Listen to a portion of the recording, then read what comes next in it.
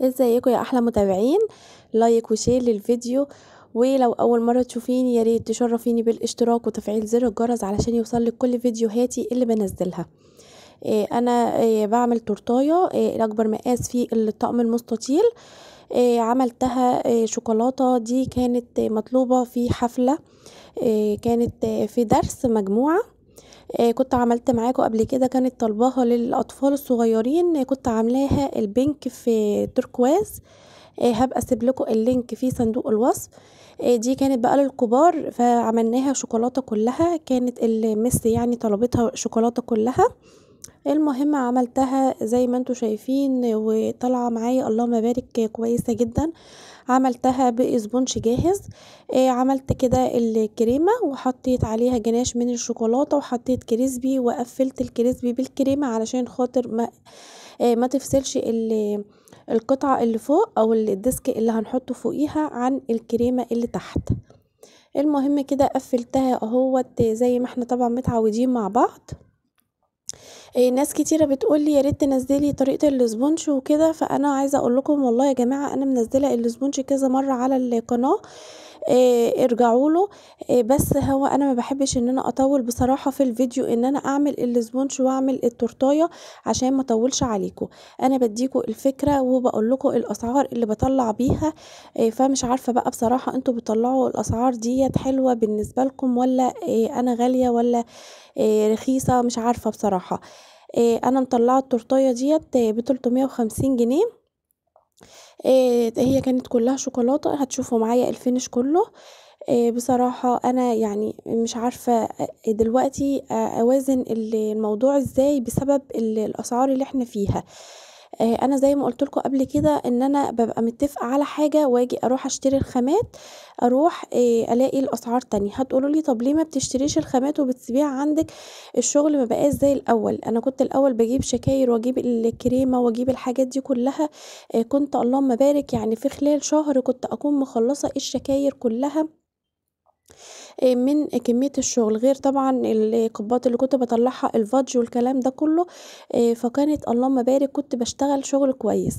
انما دلوقتي ربنا يعين الناس كلها مش ملحقاها بصراحة، يعني اكل وشرب ولا مصاريف اطفال. يعني الحلويات بالنسبة لهم دلوقتي شيء ترفيهي، او هي من زمان الحلويات شيء ترفيهي. فطبعا هيكفوا بيتهم ولا هيرفهوا نفسهم؟ لا طبعا، يعني كل واحد دلوقتي اولى باي حاجة. يقولوا لك ايه، احنا نجيب اكلة للعيال احسن من ان احنا نجيب لهم تورتايه. معلش الاكلة يعني هتكبر العيل لازم، يعني احنا لازم ناكل عشان خاطر نعيش ونكمل سعي في الحياة.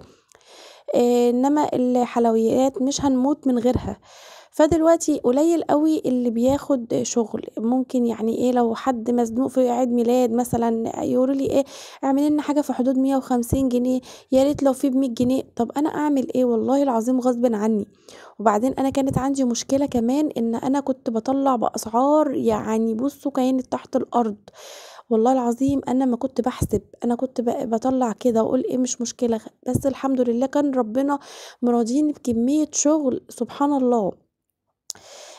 بس دلوقتي حتى لو انتي بتطلعي الحاجة مش بتكسبي فيها حاجة، هما شايفين ان هي غالية، بس هي غالية مش عشان انا واخدة الباقي في جيبي، انا مش واخدة الباقي حطاه في جيبي، انا الباقي الاسعار الغالية دي.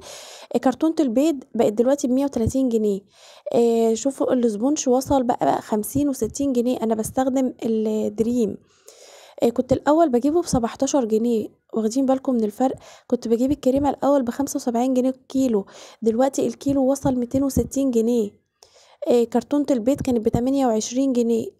أنا بكلمكم الكلام دوت أنا كنت شغالة كده من 4 سنين ونص. كانت الحاجات دي كنت بجيبها بالأسعار دي. هتقوليلي انتي بتتكلمي في 4 سنين ونص، ما هو السنة دي بقى يعني بصوا بال4 سنين ونص اللي فاتوا. الأسعار ما كانتش بتزيد في الحاجة ديت زي ما دلوقتي بتزيد كل يوم. يعني انا قعدت ال4 سنين ونص شغالة والله العظيم في السنة كانت الحاجة بتزيد ايه، جنيه 2 جنيه بكتير قوي، بكتير وبكتير، يعني بصوا اكتر حاجة. فالواحد كان بيشتغل وكان اللهم بارك ربنا فتحها عليه من كمية الشغل، أنا ما كنتش باعرف أصوّر. دلوقتي يعني order فين كل فين وفين كده، والله والواحد يعني ما بقاش بيكسب حاجة غير إن إحنا سايبين عيالنا والمرمطة بتاعة المطبخ والمواعين والحاجة دي كلّها، وما حدش للأسف بيبقى مقدّر حاجة زي كده. يعني لأ ده أنتِ لو هتجيبي الحاجة لأ يا جماعة والله إحنا بنسيب عيالنا وبنسيب بيوتنا وممكن كمان ما نعملّهمش أكل طول النهار لو عندنا تورتيتين والّا حاجة، وكمان أنا الموضوع صعب عليّا، أنا معايا طفل صغير، فالموضوع بيبقى بالنسبة لي صعب أوي. شايفين بقى كده أنا خلّصت أهو التورتاية وباورّيها لكم في الشمس شكلها اللهم بارك، قولوا لي إيه رأيكم فيها؟